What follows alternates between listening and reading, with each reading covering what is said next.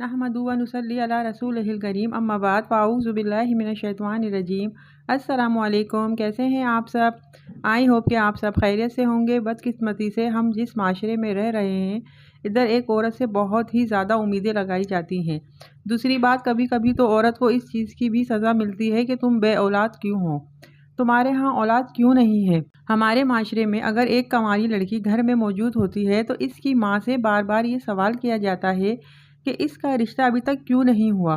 फिर जब रिश्ता हो जाता है तो फिर ये सवाल उठाया जाता है कि अब शादी कब होगी।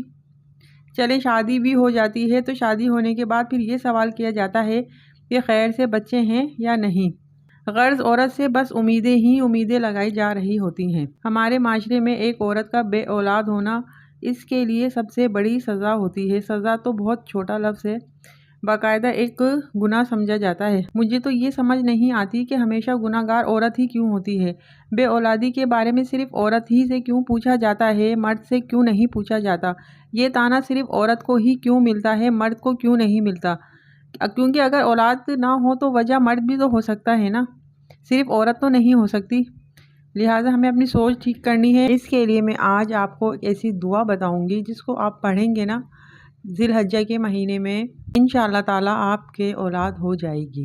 आज मैं आपको जो दुआ बताऊंगी इसको ज़िलहज की 7, 8 और 9 तारीख को औलाद के लिए मांगनी है, क्योंकि इन दिनों में हज़रत इब्राहीम अलैहिस्सलाम ने अपनी औलाद के लिए दुआ मांगी थी और अल्लाह ताला ने कबूल फरमाई थी। तो इसलिए आपको जो है 7, 8 और 9 तारीख को जो मैं अभी आपको दुआ बताऊंगी ये आपको पढ़नी है और अपनी औलाद के लिए दुआ मांगनी है। इंशाअल्लाह ताला अल्लाह ताला आपकी दुआ ज़रूर कबूल फरमाएंगे। ये जो दुआ है ना, ये आपको सुबह फजर में और इशा की नमाज में पढ़नी है, ठीक है। सूरह आले इमरान आयत नंबर 38।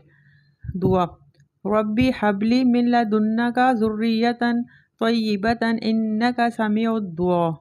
ये दुआ जो है आपको 21 मरतबा शुरू और आखिर में दुरूद शरीफ पढ़ना है, आपको 3 मरतबा, और इसको नमाज फ़जर और नमाज इशा के बाद पढ़कर अल्लाह ताला से दुआ मांगनी है 7, 8 और 9 ज़िलहज्जा को। इंशाअल्लाह ताला औलाद हो जाएगी। अच्छा, एक बात और है, ये आप जो है अभी ज़िलहज्जा के जो है 7, 8 और 9 तारीख को ये अमल करेंगे और इसके बाद भी इसको जारी रखेंगे। इंशाअल्लाह ताला अल्लाह ताला आपको औलाद जैसी नेमत से ज़रूर नवाजेंगे।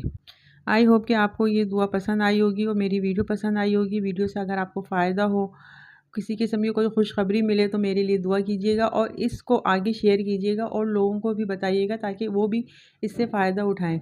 अल्लाह ताला सबकी दुआएं कबूल फरमाए, आमीन। कल तक के लिए इजाज़त दीजिए। अल्लाह हाफ़िज़। अस्सलामु अलैकुम व रहमतुल्लाहि व बरकातुहू।